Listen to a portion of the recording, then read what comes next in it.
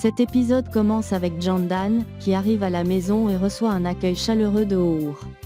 Il la conduit à une table joliment décorée avec des bougies allumées, créant une atmosphère romantique. Une fois assise, O'Our part discrètement appeler Demir, visiblement nerveux.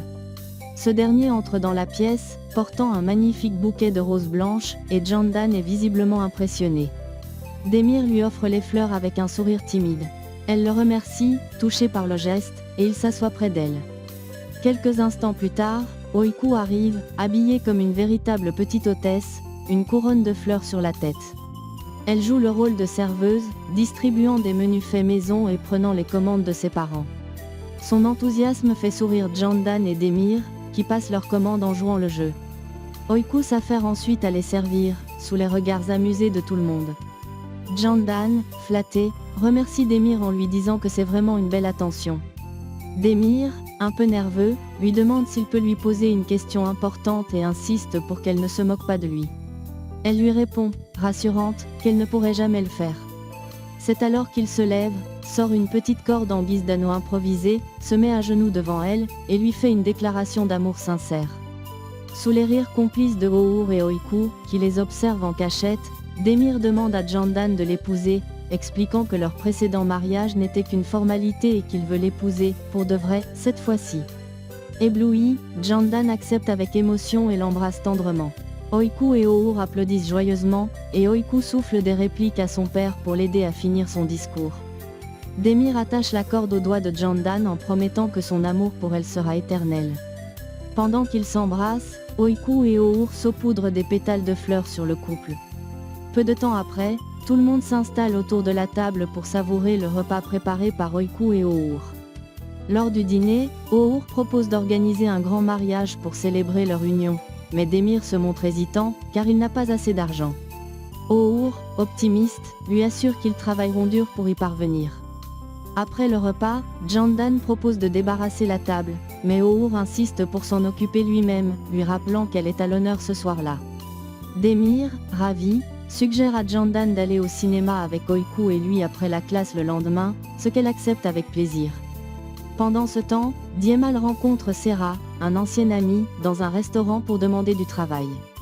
Sera lui propose le poste de portier, précisant que c'est la seule opportunité disponible. Malgré cela, Diemal accepte, décidé à reprendre sa vie en main. De retour à la maison, O'Our fait la vaisselle pendant que Jandan le rejoint dans la cuisine. Elle propose de l'aider, mais il refuse poliment, souhaitant qu'elle profite de cette soirée spéciale. Pendant ce temps, Demir s'endort aux côtés de Oiku. Jandan les rejoint dans leur chambre, se blottit contre Demir, et s'endort paisiblement. O'Our, ayant fini son travail, passe devant leur chambre et, en voyant la petite famille réunie et heureuse, esquisse un sourire satisfait avant de rejoindre sa propre chambre. Le lendemain matin, Demir accompagne Oiku à l'école, marquant un nouveau départ pour leur petite famille. Sur le chemin de l'école, Demir reçoit un appel de son ancien patron, qui lui annonce qu'un de ses amis recherche un employé pour travailler dans son restaurant. Demir accepte de déposer sa candidature, et son ex-patron lui envoie immédiatement la localisation. Oiku, curieuse, demande à son père s'il s'agit d'un travail de plongeur pour laver la vaisselle. Il lui répond que oui, mais elle fait la moue, affirmant qu'elle n'aime pas ça.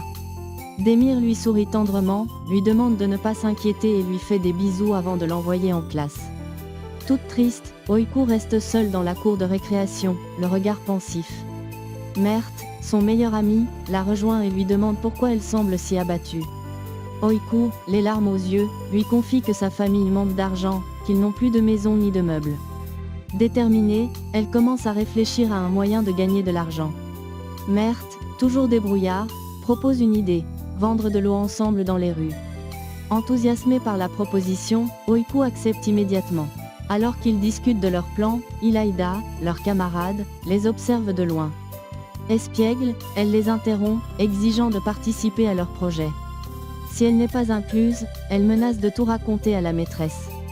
Voyant celle-ci arriver au loin, Ilaïda s'apprête à aller lui parler, mais Mert et Oiku l'en empêchent à temps. Résignés, ils acceptent de l'inclure dans leur petite mission secrète. Pendant ce temps, Demir arrive au restaurant indiqué par son ancien patron. Sans perdre de temps, il enfile une blouse et prend poste à la cuisine pour laver une montagne de vaisselle. En voyant les nombreux plats empilés, il soupire, mais ne se décourage pas et commence immédiatement à travailler avec acharnement. À la clinique, Jandan reçoit des patients et les soigne avec son habituelle bienveillance. Parmi eux, un homme profite d'un moment d'inattention pour glisser discrètement un sachet suspect dans l'un de ses classeurs. Après avoir récupéré son animal soigné, il quitte la clinique et passe un coup de téléphone à Mura, l'informant que sa mission est accomplie. Pendant ce temps, Oiku, Mert et Ilaida élaborent un plan pour quitter l'école sans se faire repérer afin de vendre leur eau. Avec beaucoup d'ingéniosité, ils parviennent à distraire le gardien et sortent discrètement de l'établissement. Dans un autre coin de la ville, Our retrouve Sevgi dans un parc, où ils avaient prévu de se rencontrer. Tandis qu'ils discutent, Jandan profite d'un moment calme à la clinique pour prendre un thé. Soudain, des hommes en uniforme arrivent, affirmant qu'ils ont reçu une plainte concernant la détention de médicaments illégaux dans sa clinique. Jandan, abasourdi, les rassure en disant que tout cela est une erreur.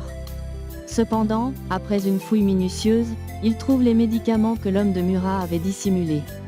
Malgré les explications de Jandan, il ne l'écoute pas et scelle sa clinique, la laissant désemparée.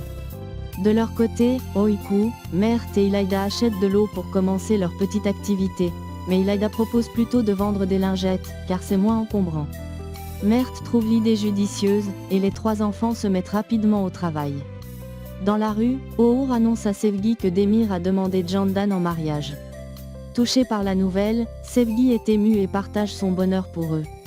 Pendant ce temps, Oiku et ses amis vendent des lingettes dans les rues. Ils gagnent de plus en plus d'argent et se réjouissent de leur succès. Cependant, des garçons plus âgés viennent les chasser, affirmant que cet endroit leur appartient. Oiku, courageuse, tente de défendre leur droit de rester en affirmant que la rue appartient à tout le monde. Mert et Ilaida, plus prudents, la retiennent et la persuadent de quitter les lieux avec eux pour éviter tout problème. J'espère que vous avez adoré la vidéo. N'oubliez pas de vous abonner et d'activer la cloche pour ne manquer aucun nouveau résumé. À très bientôt pour d'autres histoires encore plus crépitantes. Shelly's Love, votre rendez-vous pour revivre les meilleures émotions des novellas.